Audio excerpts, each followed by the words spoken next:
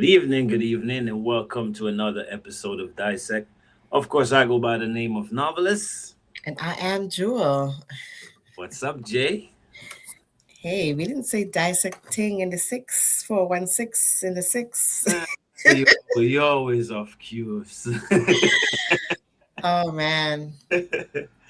What's going on though? Everything's good. I'm good. I'm good. As you know, we were communicating all week, been battling a flu, kind of got over it quickly, but still have the cough lingering. So Yeah, we'll be all right for tonight. you get a tad in your voice, but yeah, Yeah. you're always sorting them things out.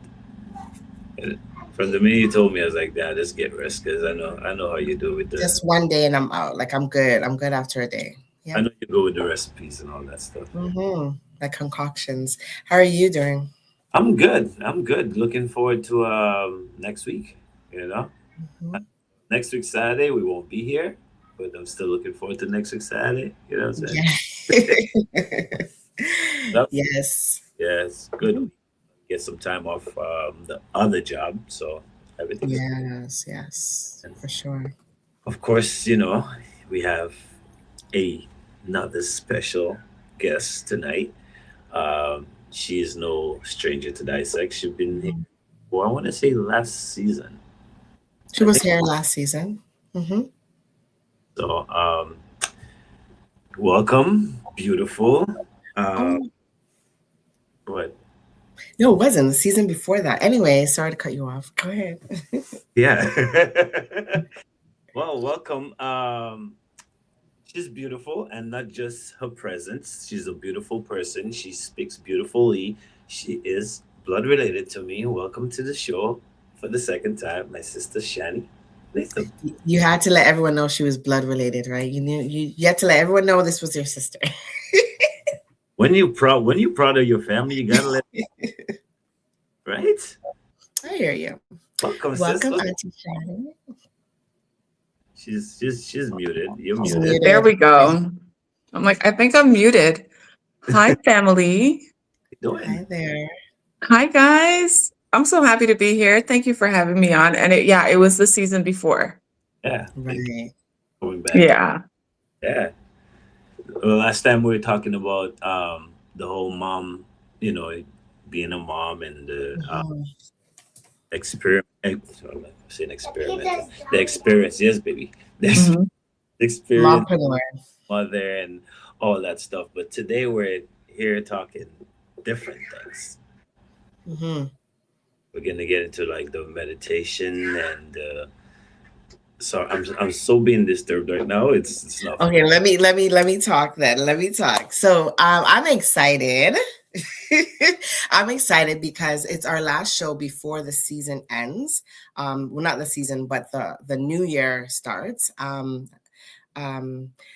it's I think a great show to end our year with because we can begin the year with great thoughts because we have a transformation specialist, which is Shani. She's going to be here talking to us all about how we are going to transform our lives. And so I'm not going to take over. I'm just going to let Shani do her thing.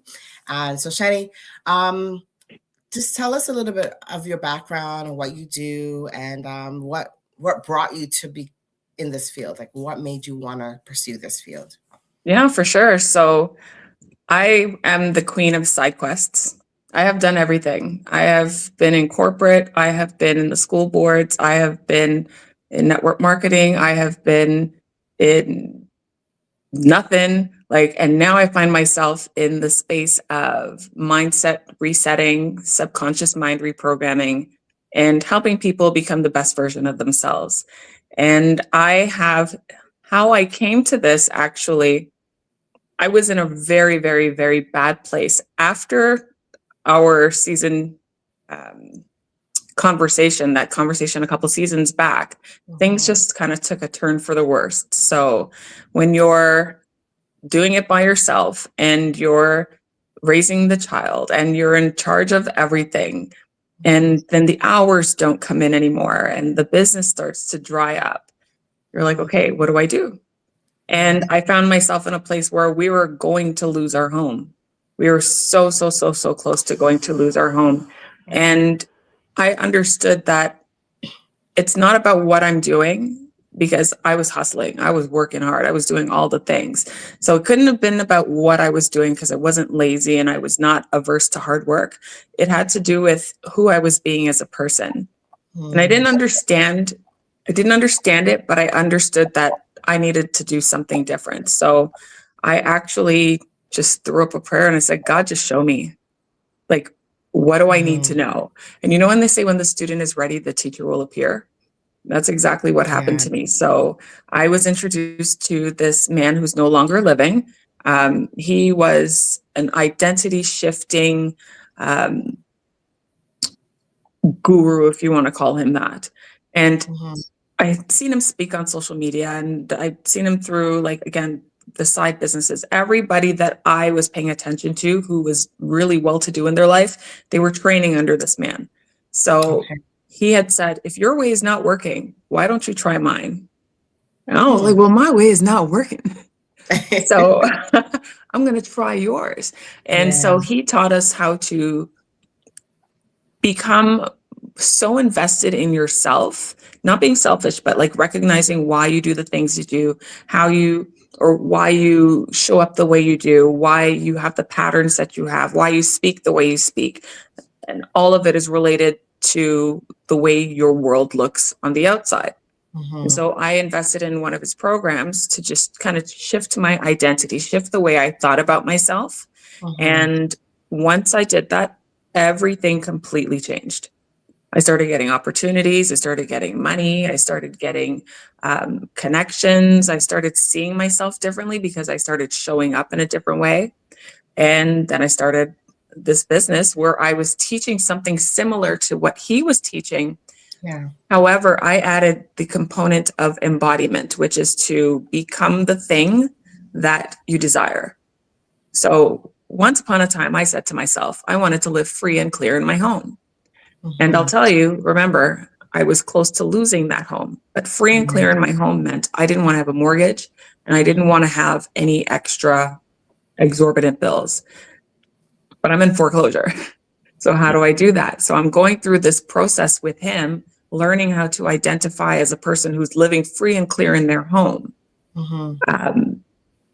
Some investments came in that I'd forgotten about from my very first job when I came back from university, and it paid off my mortgage. So now I'm free and clear in my home, and this is great. The identity that I wanted to have, which was to not have any of those bills, it became a reality because I embodied it. So again, how does a person who is free and clear in their home, how do they spend their money? How do they connect with other people? But then I also wanted to be a millionaire. I said, that's what I want to do. Not to be a millionaire because I didn't want to have the experiences of what I had before, but because I wanted to do other things and help people. And I didn't know how to make that happen. But again, he said, show up in the way that you want to show up and identify as that person. So some people identify as whatever they identify as. I identified as a millionaire, and I had no, I had no evidence that that would be a reality, but I still walked the walk. I talked the talk.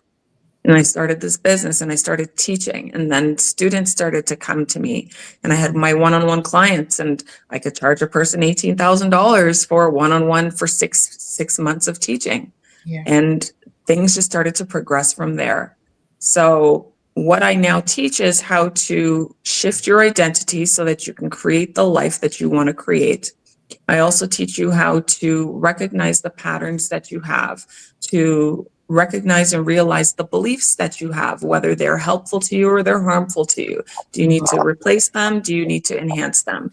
I help you completely reprogram your whole subconscious mind, because your subconscious mind, which is the thing we don't even know we have or pay attention to, it runs 95% of your life. So if you're not happy with the results that you have, we got to revisit your subconscious mind, and we work on that. And we work on just literally embodying it. So becoming it, living for as the person who already has the thing you desire, and taking it from there. So that's where we start. So essentially faking it until you making it? No. Yes. It's- So it's a mindset. It's yes, a mindset. it's a mindset. Yes. So that's why I say no and yes. So there's the idea of the thing about faking it till you make it is you never attach the emotion to it. And so that's why I say no and yes. So yes, you have to have the picture of what it is that you want. And yes, you have to step into that life, but then you have to actually think the thoughts of the person who has it. You have to feel the feelings of the person who has it. So that's the extra step of the faking it till you make it. Live from the end. There was this gentleman by the name of Neville Goddard. He was from Barbados. He was an amazing man. And he taught about the law of assumption. And so with the law of assumption, you assume the wish fulfilled. You assume the thing that you want to happen. So let's say you want, I don't know, a new home. You assume that you're living in this new home. Everything that you do, whether you're living in an old home, you're not in a home at all, is from the lens of I'm living in this new home. So how do I act in this new home? How do I take care of this new home? Am I clean in this new home? What kind of food do I have in this new home? What kind of plates do I have in this new home? And the feelings that come along with it. So if you don't assign any feeling to it, it's not going to ever happen. Right? So you have to assume the feeling of the wish fulfilled. That's the law of assumption. But then you have to see yourself there. So it's a little bit of both. That's why I was like, no, but yeah. So faith, a lot of faith. Absolutely. A lot of faith to believe. Absolutely.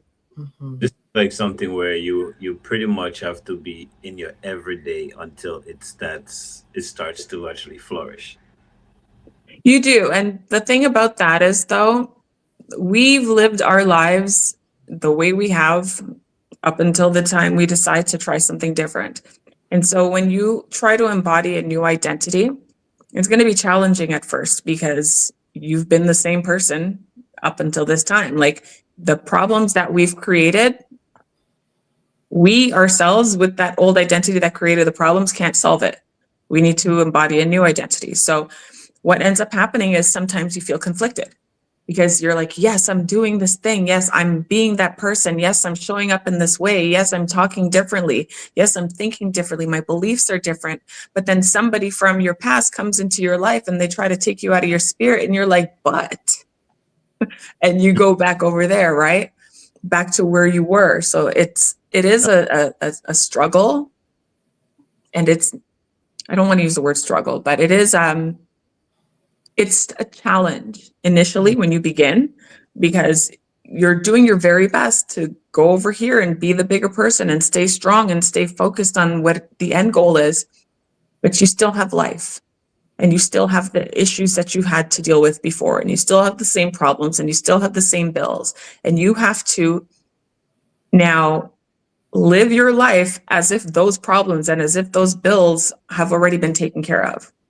So it's a challenge, but this is where embodying it and living it and doing the work and thinking it and being in faith and visualizing before you go to bed and praying on it and all of that stuff comes into play.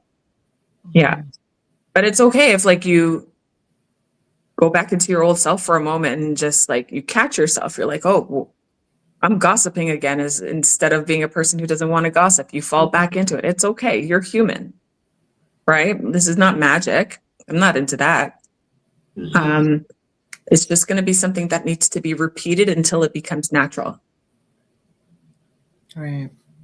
I know a lot of people are like, I don't know how to deal with what you're talking about because it doesn't make tangible sense. Right? But what I've come to realize is this. We're human. We're focused on everything that we can see, hear, smell, taste, touch with our senses, right? But everything that we want, even if we were trying to manifest something, it has to come from the inside.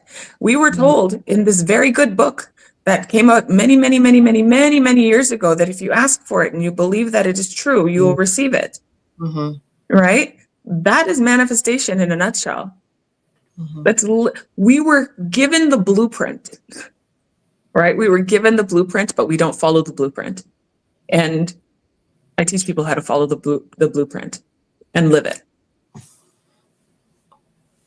Yeah. And I think, I mean, correct me if I'm wrong. I mean, based on your clientele, it has to take a strong personality, a strong mindset, and will to actually fulfill your destiny when you're trying to transform, right? Because like you talked about, meeting someone along your journey, that someone from your past, and they can easily draw you in if you're a weak personality, or if you have a I guess lack of faith, right? It's easy for you to just transform, or like they say in the church, backslide, right? Yes. Back into your old ways. And like you said, we're human, but it really does take that person to continue. Like based on, like, tell us about, I don't know, without using names, and not breaching confidentiality, how is it working for your clients that you have, like, keeping them on track?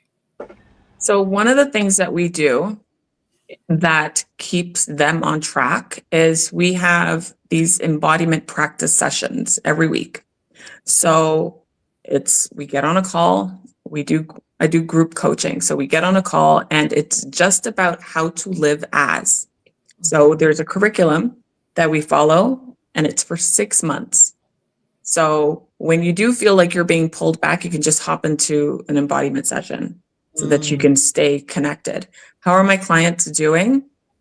I have one client that started a side business and was doing very, very well, like respectable. They were doing like $3,000 a month in their side business. And in the 6 months that we've worked together, they've gone from $3,000 to $15,000 as their baseline. They still have their full-time job.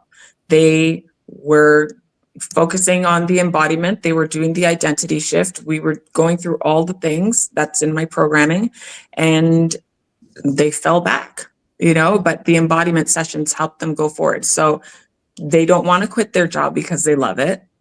But their baseline is 15,000. I have clients who've doubled their income. I have clients who've tripled their income. I have a client that went from $8,000 a month to $49,000 a month. And that their goal was 50. So I'm, all right, slacker, Yeah. Yeah. All right. So they're doing well. I have a client who, she and her husband bought a house, and they did not have their deposit 30 days before they made the offer. So things can change quickly. We talked about decision, and I mean, they didn't need the money till they decided, right? Right. So things can happen quickly when you start going internally and you start looking at things in a different way. Like, if I believe this to be true, what would be my next step? And then you start thinking differently, and then you start getting different actions. And as a result of that, you start getting different results. So my clients are doing well. As long as you do the embodiment work, there's no way it can't work for you. Whatever it is that you decide you want to create for yourself, as long as you're embodying it, you cannot not make it happen. Question for you. Yeah. Is there a biblical aspect to your practice? Yes. Okay. Absolutely. There's a reason. I mean, only because I'm a Christian and I believe I have faith. I believe there has to be that aspect embedded in this practice, or else it can't happen. Exactly. That's my belief, right? That's my belief too. That's my belief too. So like I said, when we talk about faith, right? I have a huge component on faith. Some people call it faith, some people call it energy, some people call it spirit, they all call it different things, but it's all from him. All of it comes from him, right? And we do have a huge component about the lessons and teachings from Jesus, but huge, it's all about faith. I am a believer, and I am not apologetic for it. And I have clients who are not, but they're going to learn. They're going to learn. I don't know if my partner here, Novelist, has any questions, but go ahead. But no, I was just going to chime in with what you guys saying, because I would have to think it is something, like you said, biblical, right? Because you would have to have a positive mindset to actually pull all this through, right? Yeah, for sure. Because I mean, can you be negative and manifest things? Yes, Yeah, but you can. You can. We manifest things all the time, right? Like it's just what it is. However, if you go into it thinking that, oh, great, these are possibilities. This is what it could be like. These are the end goal. It's so close. I can make it happen. Versus, well, I don't think so. Well, I'll try. Well, it hasn't happened after 2 weeks. Then it's not going to work. So yeah, you have to. Do you have to be positive all the time? No. Again, we're human. That's not natural. That's not natural all the time. Like we have families, we have kids that get on our nerves. We have jobs that people we work with that, why are you here? You know what I mean? Like we have all of these things. We've got life that's going on. We're still going to have obstacles. We're still going to have to walk through the fire. But will you learn how to respond to the fire? Yeah. Can you find moments in your day to just focus on what it is that you want and recognize that it's available to you because he said it was available to us, right? Yeah, you can't help but feel and get a positive mindset for that. And then also be really grateful for whatever it is that you're going through. I have a lot of people who come to me and they're like, how can I be grateful for paying bills? Right? I don't want to be grateful for paying bills. And I'm like, okay, great. I understand that. But you have to reframe it. You have to change your perspective. So what happens if you don't pay your bills? Right? There's a cost to waiting. So if I don't pay my credit card bill, I'm going to get interest on it. So I'm going to have to pay more. If I don't pay my house, my mortgage, I'm going to lose it. Right? If I don't pay my electricity bill, then what? I can't make dinner for my family. Right? So I'm going to look at it in a different way. Wow, I am grateful that I had the money to pay this thing.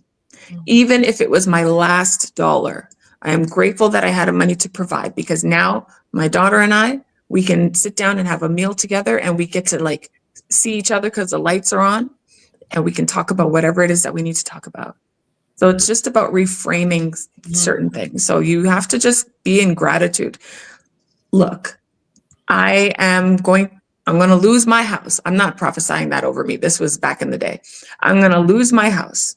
But you know what? In the interim, God, I am so grateful I have my health. I am so grateful you are here with me. I am so grateful that I have family who love me, who have my back. You know what I mean? You find things to be grateful for, you'll get more of those things. And then it's almost as if it's like, okay, great. Well, she's grateful for that. What else can we give her so that she can be grateful for? Oh, you want an opportunity? Sure. Here, check this out. You know what? I'm grateful for that opportunity. Oh, she's really grateful for that opportunity. Let's give her something else. Right? And it becomes a snowball effect. When you start looking for all the things that you can be grateful for, you're going to find a whole bunch of things to be grateful for. And your body, your mind, your spirit's going to look for more of that. Then you're going to be in the, I guess, always on the hunt for the goodness, always on the hunt for the things that you love that feel good to you. Then you start doing things that help other people because when you help other people, it feels good to you. So now not only are you doing better for yourself and you feel great, but you're doing better for other people in your community. And it just becomes a ripple effect. And I think that's really beautiful. There's a question here. Do you get any clients that challenge your way of thinking? So you're telling them this is how it goes. This is the process. Is there anyone that has ever challenged the way that you say this is how it's going to work? I have people who come in and try to tell me that this is how they would like to do things. And I'm like, well, that's great. But this is the program. This is the curriculum. This is what you've chosen to invest in. So it's like if you go to university and this is the curriculum from the dean or from whoever's running the program. You just have to follow the curriculum. Right. Whether you choose to do it or not, that's all on you. Have I had anyone challenge my thoughts and my beliefs on this? No. No, because they come to me for help. I don't go to them. Absolutely. Yeah. Makes sense. Okay. Question answered. I mean, the person asked the question. I wish they would. You know, and especially because it's faith-based, you know, and some people are not faith-based, you know, learners or acceptance of that. I think along the way they understand why they should be invested in faith-based learning as well. Oh, absolutely. Absolutely. And I think the real thing is I'm always very transparent. If there's something I don't know, I will let you know. I don't know. I don't know why this has presented itself in your life in this way. I don't have an answer for you for that. And I think that's why, like, the people that I work with, we get along so well and we do so well with their transformation, is because I'm going to be completely transparent. But you're also going to know all the stuff that I went through that didn't work for me. I'm going to teach you that so that you don't have to do it. Right? So that you can bypass all the nonsense and all the extra stuff. I'm not going to waste your time and I'm not going to waste your money. And again, I won't ever say I know everything from A to Z in the Bible. I don't. I've read it from one cover to the next. And that's not the way you should read it, by the way. But like, I don't remember everything, but I study. I study. And then I have my own coaches that I invest in. Right? If there are things, higher level learnings that I don't know, I'm going to invest in the coach, a trainer, a mentor, a specialist, somebody who could teach me what I don't know so that I could teach you. So, yeah. But like, people have faith in so many things, but they don't have enough faith in themselves. Yeah. Right? So true. That one hurts me because I have this thing where I'm able to see in you what you can't yet see in yourself. I see your possibilities. And that's just because I've changed the way I look at things. And a lot of people, they don't look at their possibilities. They look at everything that could possibly go wrong. That's not their fault. Our brain is not designed to look for success. It's not designed to look for elevation. It's not designed to look for wealth. Our brain is designed to seek familiarity, comfort, and what's the last one? I don't know. Patterns, stuff like that. Like, it's safety. It's designed to look for safety. And when we look for safety, what do we say? Be careful. Don't do that. Watch out. Don't put all your eggs in one basket. Watch who you're talking to. It's all risk connected. It's all protect yourself. So we're not looking for the good things. We're looking to avoid the bad things. And so having faith in oneself is tough sometimes because watch out, be careful, instead of, you know what, I can do this because God is with me. And I mean, honestly, the best thing is if he's for us, who's against us? Like, honestly, I think that all the time. It doesn't matter what I'm going through. If he's for me, who can be against me? Try your best. Exactly. Try your best. That's how I talk in my trainings. Try your best. Yeah. Come with it. This also sounds like something we should probably instill in excuse me, like your kids at a younger age, right? Yes. Absolutely. Yes. The funny thing is, I created the Breakthrough Academy for my daughter because she was going through some challenges at school. She was the only Black kid in her whole school. She recognized that at 3.5 years old, 4 years old. She's like, where are all the others? You know, what's going on? She started to feel a way about herself. And then as we transferred to another school, and maybe there were 3, right? And throw in a couple other cultures, but it was just okay. And then the purpose was I wanted to teach her who she should be before the world taught her who she should be. And so have faith in yourself, respect yourself, know that God's got you, know that everything is about who you are on the inside, and what you have going on in the inside will dictate what's going on the outside. In fact, I actually got a really great chance to do a presentation at an elementary school a couple weeks ago. And we were working with the grade 6 to 8s, because the younger kids, they wouldn't understand that. They'd just be like, oh, your shirt is yellow. But yeah, we had a really great conversation about who do you want to be? What happens when somebody challenges who you show up as? Are you going to change for them? Are you going to show up as yourself? Then we even talked about, well, what do you want your 2026 to look and feel like? Right? Okay, well, in order for that to happen, well, what was a good thing that happened in 2025? What do you want to repeat? What don't you want to repeat? What feelings did you have this year that you loved? What was confusing? And then you just get them to think. But again, like, this stuff should be taught in schools. If this was taught in schools, to learn to seek, like, to look within, instead of just focusing on it, again, what our senses tell us, we would have a lot more, in my opinion, people who are thriving, not just getting by, strong faith, strong-willed, confident, at peace type of people. I believe so as well. Yeah. I believe that the older we get, the more fearful we become. Like, we're scared. Like kids, a kid will look at, I could jump that, and they just jump. Yeah. An adult is like, man, I don't know. I don't want to hurt something. It's like you said earlier, right? So yeah, I think the older we get, the more fearful we become. So I agree.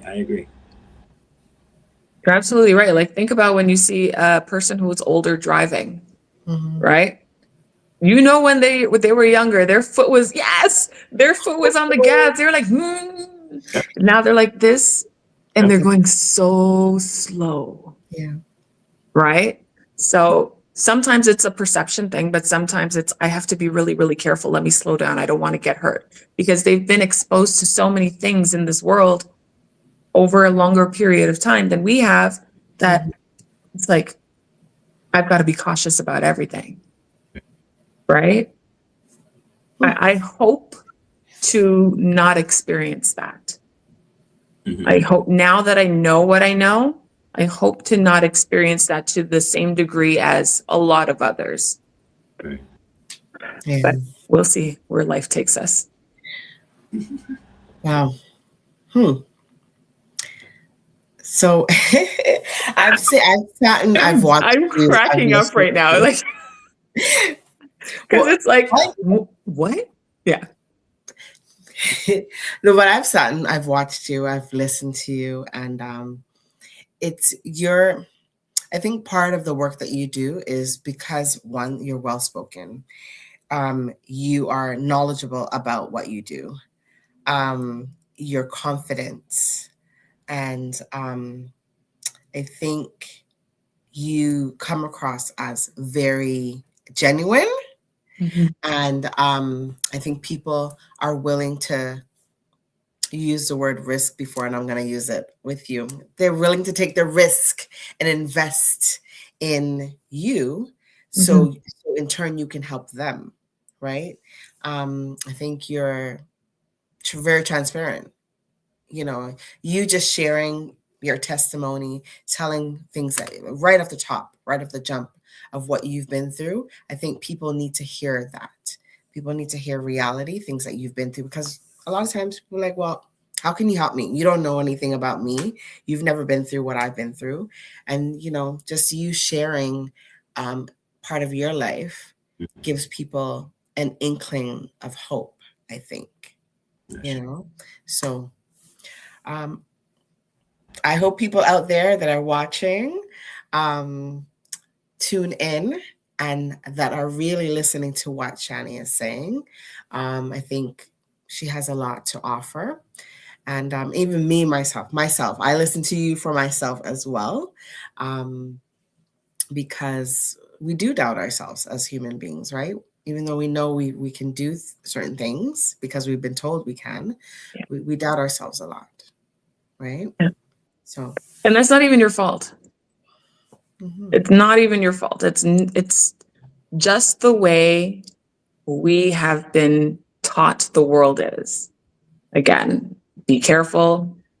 Are you sure you can do it? It's not even your fault. It's got nothing to do with you. But what happens after that, now that you know it's not your fault, start asking the questions. Why am I doubting this? I use the word risk, but then because there's this thing where there's this negative connotation with risk, right? But a risk is also taking a chance. And so people feel better with taking a chance than taking a risk. But they're the exact same thing. Yeah. So I would even dare to say they're not investing in me, they're investing in themselves. Right. I'm just guiding you along the way. I'm going to tell you what works. I'm going to tell you what doesn't. I have 3 people that work on my team with me who do the embodiment sessions. And they all had to go through this programming as well.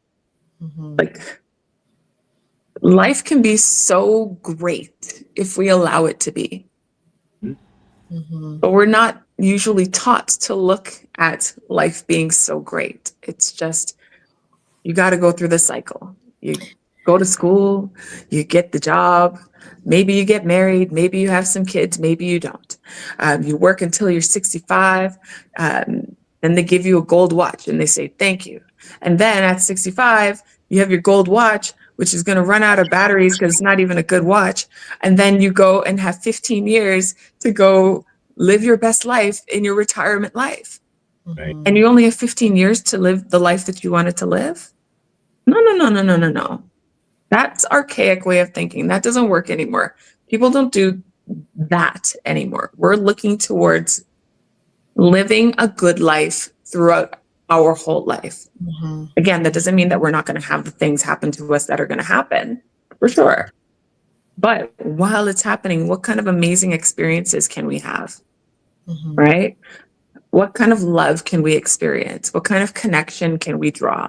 How can we help other people feel good about themselves? What kind of impact and stamp can we leave on the world? And then just like ride this out. My goal for myself and for my clients is by the time we get to the end of our life, it's going to be like, wow, what a ride. Right. Man, that was nice. You know, that was nice. And I'm just going to be like, Lord, I spent it all. All the talents, all the ideas you gave me, I spent it all. No regrets. Would you say that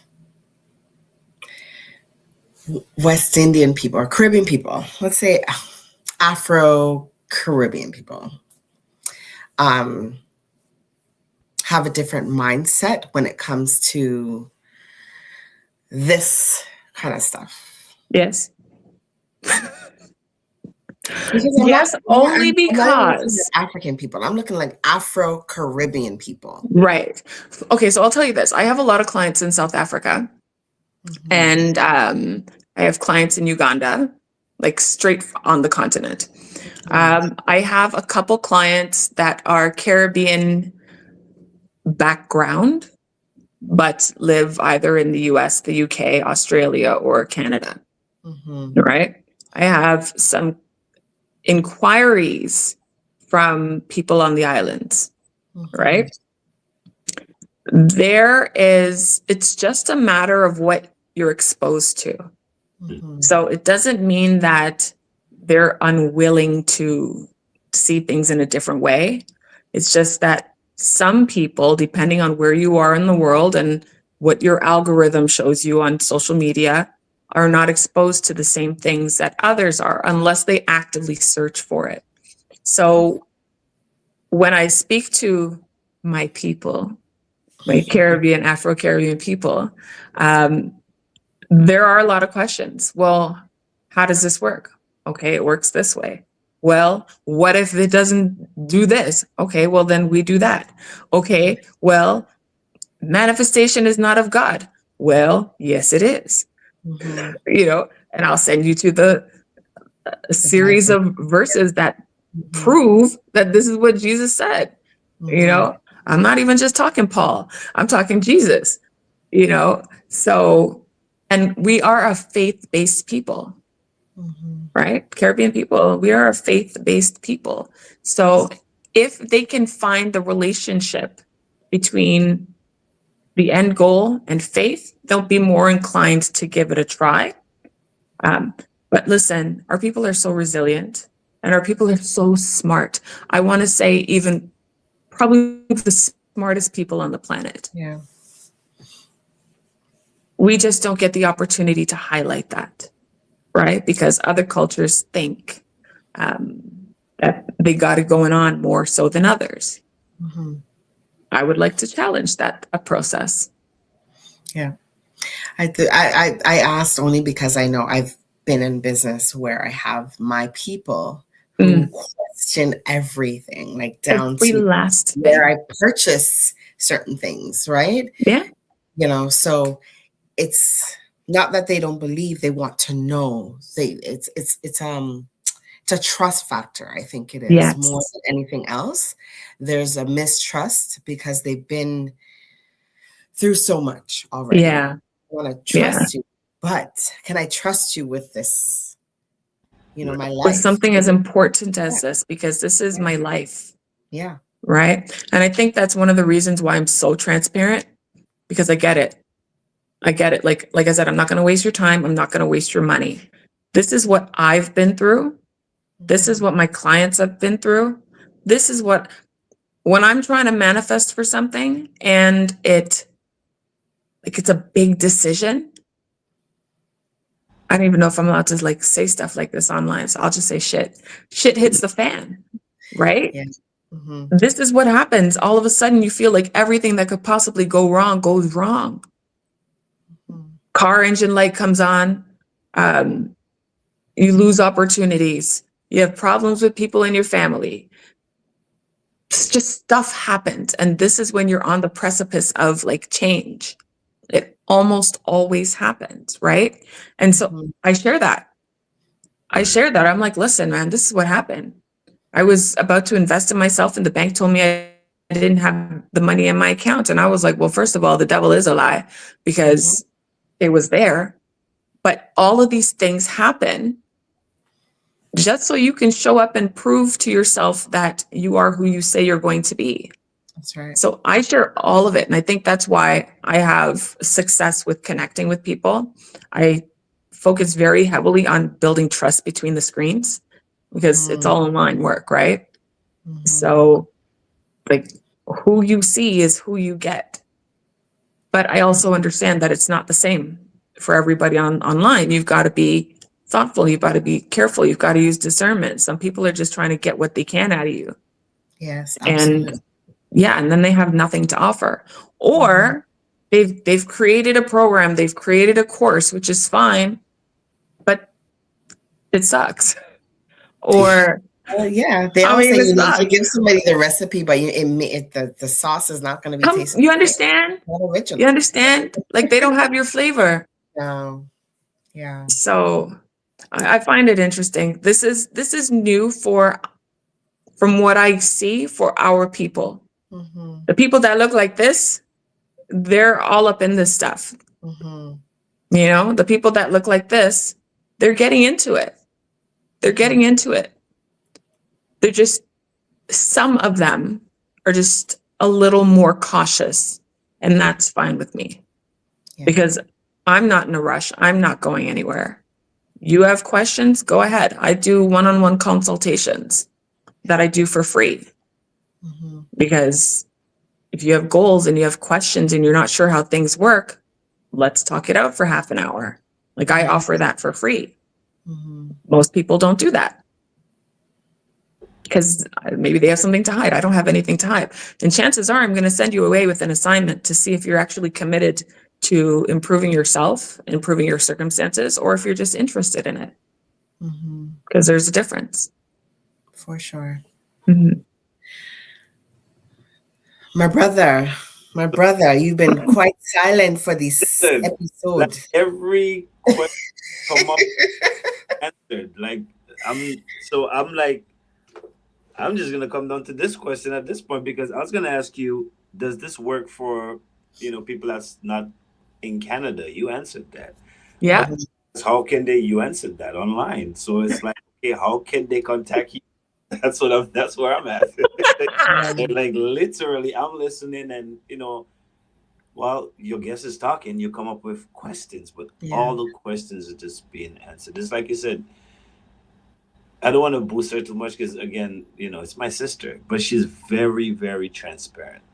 Yes. Right. So you could just literally sit down here and let Shani sell her stuff. Right? But my question is, how can people contact you for more information? And yeah, for sure. I choose not to have a website because I don't want to pay for it. So because let's be real, like there's so many ways you can get in contact with me. Shani Leatham, Facebook, TikTok, Instagram. My pages are all public, so you can send me a message. You can, I don't know, you can, what do people do? Comment. You can ask questions. I respond. As long as it's not about the bullshit, I'm here for it. Shani Leatham, Facebook, what is it? Instagram and TikTok. If you want to take a look at my programming, go on any of those and just click the links in my bio and you get to read about any of it. If you want to sign up for a consultation call, like a one-on-one call where we can discuss your goals and to see if I am a person who can help you with what it is that you want, it's in all of the profiles. Just book it. Again, it's absolutely free. And I'd be honored to connect with you. And this is we're talking about finance and all that stuff, but this is like a practice you could literally put into anything. Yes. Apply it to anything. So Shani, if someone reached out to you and said, okay, they got all the information they wanted from you and they're like, I'm interested, but you're not the person I want to connect with. Is there anyone else? I know you said you have partners. So is there anyone else that you would transfer that person off to? Like, I'd recommend that you speak to this person instead of them kind of like debating if they want to work with you or someone else. Would you transfer them to someone else? I will tell you to go look elsewhere. Okay. I have a couple people that I would recommend. They are not Black. One is Kathleen Cameron and one is Hina Khan. And they are brilliant, brilliant, brilliant women in this space. And we all do similar work. Go and check them out. Absolutely. It doesn't matter if you choose me to be the person to help you. All I want you to do is help yourself. Whether it's with me, whether it's anybody else, I don't care. I will encourage you. I will send you on your way. I will bless and release you. I just want you to do something to live the life that you're destined to live. We weren't created to suffer. We weren't created to struggle. We weren't created for life to be really hard. We were supposed to have dominion over this earth. Thanks. Abundance is not just something that certain people get. It's our birthright. And somewhere along the line, we forgot that. We don't have to create abundance. It's already created. You just have to become aware to it. The thing that we create as humans are our limitations. That's what we create. That's a self-fulfilling prophecy. I can't afford this. All right, well, guess what? You won't. I can't do this because I'm not qualified. Says who? Why are you putting that on you? And just for the record, abundance isn't just about money. Like abundance, to have an abundance mindset, abundance consciousness is to see where there's more than enough or always enough of things everywhere. And it's our birthright. You go outside for a walk and you look down on the ground and it's grass. There's an abundance of blades of grass. You look at the trees, the leaves on the trees. You cannot count the amount of leaves on those trees. It's an abundance. It's in an abundance. You go and you get a glass of water. If you go to your tap and you turn it on and you let the water run until it's cold and you fill up your glass and you take a sip and it's still running, and then you get another one and you sip some more and then you turn it off. The water doesn't disappear. You just turned it off. It's in an abundance, right? So recognize the abundance everywhere, and then you'll continue to see more abundance. Most people look for the abundance of things they have in scarcity. So again, I've got so many problems. I've got so many bills. Or they look at all the things that they don't have, right? Isn't that almost like a continuous, almost like a curse? You're constantly cursing yourself. Yes. Cursing yourself. You're putting negative energy, negative vibes upon yourself. It all goes back to subconscious mind, right? Yeah. Yep. It's like you become your reality. Mm-hmm. Absolutely. And again, most people don't know they're doing it. It's like, you know, the person who's negative, they don't realize they're negative. They don't realize they're the negative one in the group because it's just the way they've been living. So they need to, I would always tell people, if you want to see who you are as a person, write down these three things. Well, not these three things. If I was to say to you, describe yourself to me. I'm a stranger. I don't know who you are. Tell me about yourself. Tell me about yourself without telling me what you do for a living, without your family status, like your position in your family, without where you are from, right? Then describe to me the kind of person that you are. So that requires you to talk about your characteristics and your personality, right? That's how you can tell who you are and how you show up in this world. Because what you do has nothing to do with who you are unless you make it your personality. Right. So, yep. Are you confident? Are you fun? Are you kind? Like all of these things. And then when you see even the things that you don't love about yourself, that's okay. Write them all down. And then when you see it on paper, and you're like, okay, I don't think I want to have this part in me anymore. What do I want to replace it with? Okay, so then now you're going to be aware and focused on, oh, I don't like being a gossiper. Let me do this instead. Okay, I was really shy. Nope, effective immediately. I am walking in confidence. And so then you practice it and you practice it and you practice it and it becomes a part of who you are. When you do stuff like that, then your results change because your actions change because your thoughts change. Okay. Well said. Thank you. Thanks. Okay. You know, an hour is not enough for our show, right? It is not. But before you go, I have a question. This is just for my brother. And this is just to dig on him for a second. What color is your shirt? Oh, I'm so glad you went there. Yeah, what color is your shirt? Audience, what color is his shirt? Yeah, let the audience answer, please. Yeah. Maybe we need to take like a screenshot of my shirt and then post it up. Yeah. Right. Because I know what I think it is. Yeah. Yeah. What do you think it is? Because y'all seeing something totally. Let's say it at the same time. 1, 2, 3. 3. Pink. Pink. It ain't pink, but it's all right. It's okay. Nothing wrong with rocking. Nobody say anything. Yeah, now they're quiet. Now they're quiet. Crickets. Okay. Yeah. Okay, so what color do you say it is? Yeah. What color I say this? Y'all ain't. Nobody's gonna believe me. I mean, nobody's gonna believe whatever I say. I'm gonna come out as your perception is your reality. This is it, King. Let's go. It's a brown shirt. It's like a khaki, you know, the khaki, what we call khaki color shirt, the cream shirt. No, you see our background where there's a little bit splash up there. That's a little bit of brown gold going on. Right. Our complexions, brown. Yeah. You know, but that's brown. Yeah, but if you look at the picture behind us, right? You see I kind of look lighter than her, right? Yes. And we know that's not accurate. I mean, this is true. You are looking a little beige. So why can't you all believe that? Why does your picture look like that? Anyways. Why are you beige?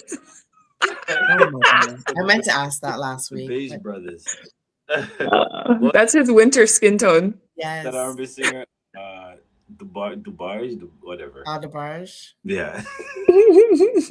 Speaking of, we're gonna go into some old school stuff right now, aren't we? Okay.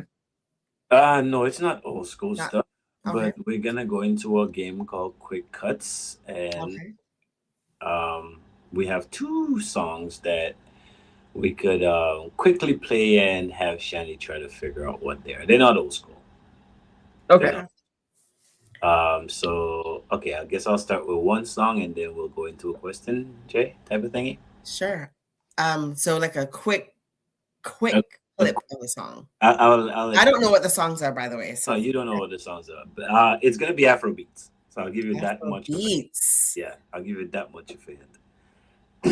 And it's within the 2019. You giving clues? Go ahead, play the clip. Oh, I need all the clues. I know she does. Let's go this one.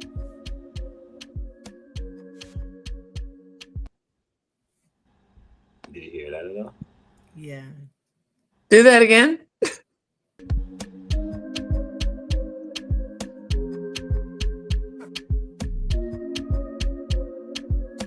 That's a long clip. But No, anyways, keep playing. You want me to play the whole song? keep playing. I don't know titles. I know the song, but I don't know the title.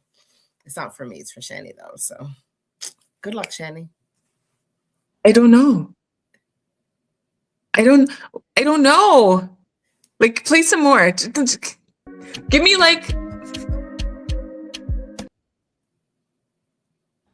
I got nothing. Audience, you got want to help her? Nobody? Anyone in the audience? Anyone think they know what that clip was about? Okay, so this song is called Alcohol by Joe Boy. Yes. We not go far, we not go far, we go win, you go know. All of the blessings fall on my yard. I didn't know it was called. You know what? Things. I've never heard that song before in my life. What? No way. No way. You have. I have no idea what that song is. No way. Okay. No idea what that song is. Play one of those sound effects for her.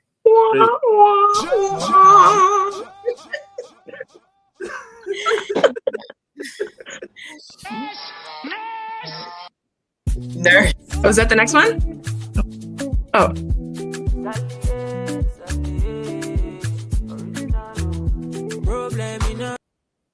I don't even know the titles of these songs. You should have stuck with like 90s music. Listen, I'm stuck in the 90s. I'm stuck. Do you know what my wedding song is, Navi? I want to say something by Janet Jackson. You would think. It's not, Back That Ass Up. Is that a 90s song or an 80s song? No. The 99 and the 2000s. Yeah. Yeah, that came out in like 99 or 2000. Yes. Listen, my daughter knows that's the one. Like, that's the one. And she's like, Mama, that's so aggressive. I'm like, that's just what it is. Well, how Coming down the aisle? That's Janet Jackson? Yeah. Anything Janet Jackson. Let's go. You went south. Listen, that's where I went to university. My life changed. Exactly. Yeah. Yeah. So I am sorry to the artist of that beautiful song that you played. I do not know. I feel like Keke Palmer when she was like, I do not know that man. I am sorry to that man. I am sorry to that artist. It sounds beautiful. Maybe you can send it to me afterwards and I will listen. Well, thank you for playing that segment of the show. Yeah. Okay. Quick cuts. Yeah. Respect, loyalty, honesty. Which one do you choose? Respect, loyalty, honesty. Would you rather? Like out of the 3, which ones do I choose? Respect, loyalty, honesty? Which one do you choose? Respect. because I feel like if you respect me, you'll be honest. All right. Okay. Yeah. What is the worst piece of advice you've ever been given?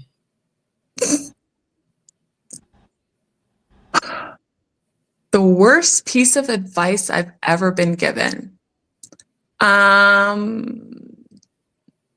Okay, very quickly. When I came home from university one summer, I wanted to get a job at a car dealership, a Ford dealership. I was like, you know what? I'm cute. I can sell anything. I didn't want to work full time there. I just wanted commission.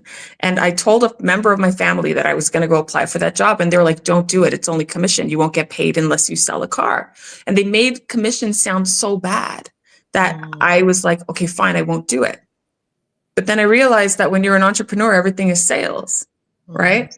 And like I missed out on so much. And I had such an aversion to sales for so long that like if somebody tried to sell me something, I was just like, yo, back up. Like I had an aversion to it. And so they said, don't do anything that's sales based, that's commission based, because you're not going to get anything. And I was like, you know what? That's some terrible advice. Sure. Because again, if you're in business for yourself, we sell everything all the time. Even when you're going on a date, you're selling the idea of you to another person. Everything is sales. And it just made me really self-conscious. And I know I could have sold those cars. I know it. I know it. I went for the interview anyway, though. They didn't want to give it to me because they wanted me to work full time. And I was like, I don't want your little $1,000, whatever. Just let me sell the cars and let me get the money. That's a good one. I like that. Yeah. What's the biggest risk you ever took? The biggest risk I've ever taken? I guess this is not a risk. Motherhood. That's beautiful. Yeah. Going to university in the United States of America without having visited the school, not knowing where I was going, I just went. Especially with school is a lot. God, yeah, like, oh my gosh. Went to Arkansas. Oh. Like, I was say in a very, very right. Your demographic like, kind of school. You understand? Like, I was like, they don't even have an international airport. The chicken was huge. Like, I couldn't understand. The accent was very thick and very heavy because, well, we sound like this here. And down there, they sound like this. And I didn't understand what was going there and having no idea where I was going to. And then when I got there, the program that I was going to go do, they canceled it. Oh, no. So I was like, oh, well, I'm here. So what do I do? So I chose another program just based on what I thought would make me money. I don't do it. My degree got nothing to do with what I'm doing now. But that was the biggest risk, I guess. Just going somewhere sight unseen, just trusting that I'll be okay. And I was okay.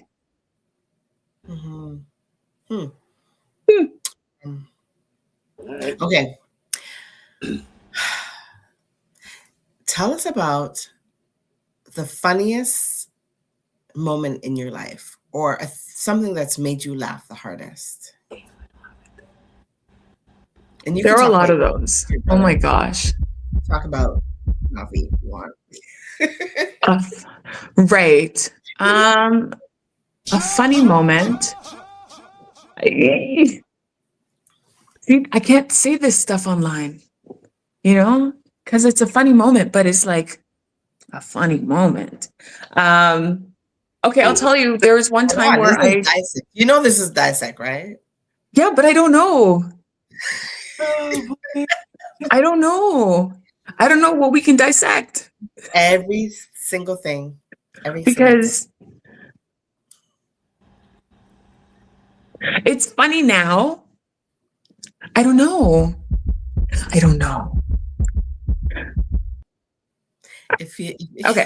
Okay. So it's funny now, but it wasn't funny then. It's funny now that like I am almost 20 years, 30 years past.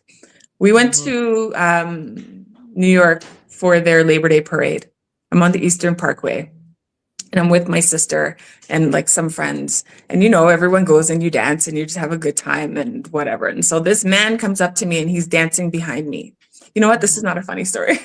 It's already funny. It's okay. Brother, I'm so sorry. Okay. So he comes up and he's dancing behind me. And you know, you do the thing where you're like this, You look like back. you check to see if he's good looking or not before you continue dancing, or if he's not good looking, you just stop. So I was like, okay, whatever. We're in New York. We're having a good time. I came to party. And I have this cute little white dress on. And we're dancing. And he slaps my leg. But that's stupid. Don't slap my leg. But he slaps the inside of my thigh. So weird. But I'm like, fine, we're dancing. I don't even know what song is on. I'm winding up. It's wild. Another slap. I was like, okay, that's so weird. That's so weird. Like, who does that? Finally, I get another slap. And I was like, you know what? That's not his hand. Whoa. That's not his hand. That's not his hand. And that's it came to me. I was like, oh, that's why I say, I'm sorry, brother. I was like, So you were but like I needed to know for sure. Right? I needed to know for sure. So the last slap came and I locked my legs. And I locked my legs and I looked down and I looked back and I looked down and I put my hands in a fist because I was ready to fight. But this man was like 6'7". And I know he would have just went like this, bops on my head. So I walked. I was like, what are you doing? Walked with grace. Right. It's funny to me now, but it wasn't funny to me then. Oh boy. Yeah. Yeah. You want to dissect that? No, after that, You understand? That was a a good version of it. Yeah. I apologize, my brother. I love you. I just know that this game will not be played with my family. Because they'll give you the raw truth, right? Listen, I was going to tell you something else. I was going to tell you something fun. Like I joined a Kenyan pageant. I had to pretend I was from Kenya when I was in Dallas. Only one answer. You know, because this was when we were in university. My girlfriends from Kenya, they were like, there's this pageant. You should enter. Like, they have money. You can win. I was like, all right, let's go. And we came up with the whole story of how I was part of the Maasai tribe. And then they're like, well, why is your skin so fair? I'm like, well, my father's white. And why do you sound the way you sound? Well, I left Kenya when I was 3 and I moved to Canada. And then we had like a whole thing. And I won technically.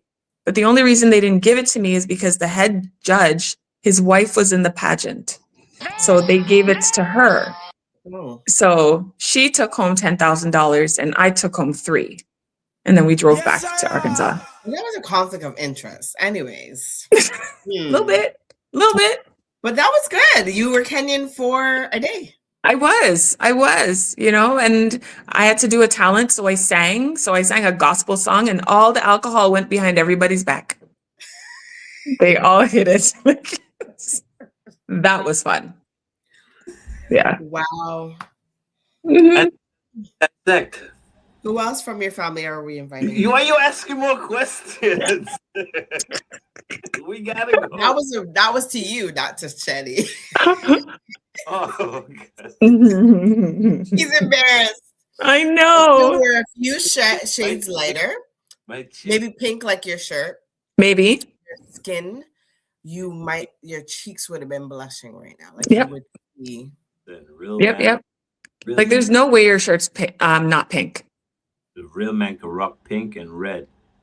All right. Like, and then the red do-rag makes it even more pink. Absolutely. All right. That's all right. It looks beautiful. You look wonderful.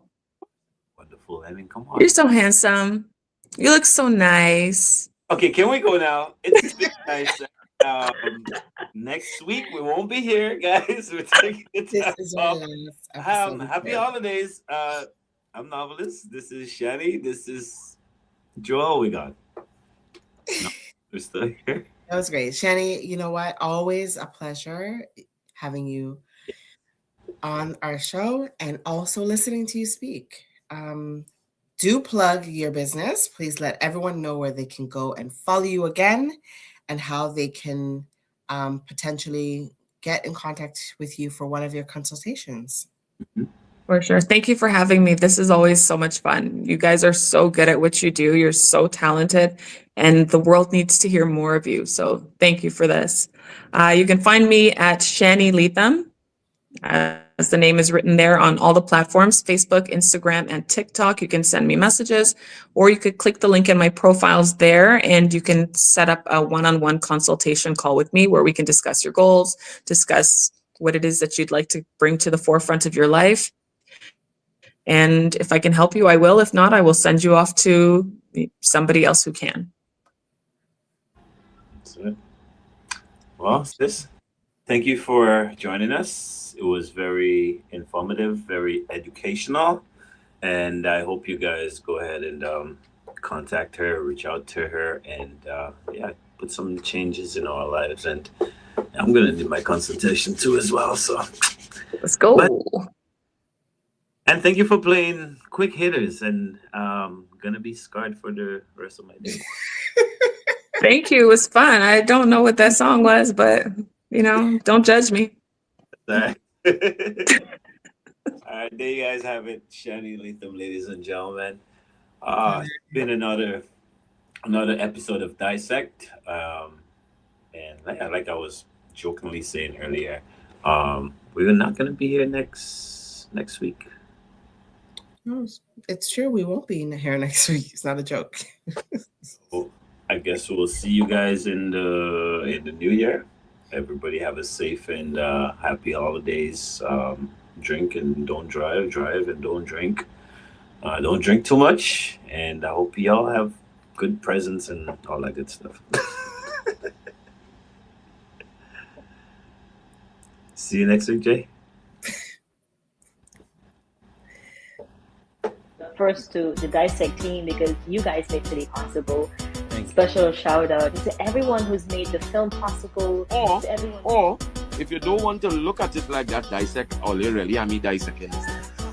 I like the comments of people that saying things. I don't know how to respond to that, to be honest. Could be the past when you were like recorded a whole song with a newborn baby breastfeeding. While performing, we can't jump on the mic. This guy took his sock. His sock off. Over the mic. I put it over the mic. Oh my. You know you have to love yourself, please. I love to sing. Just know how to dance. Yeah. And then the people who think the comments are bothering. The meds that was on was about the lack of respect. My brain don't work so fast when it comes to them real day. Him say when him wake up a morning time, him a float. That was the funniest thing ever happened to me. You again?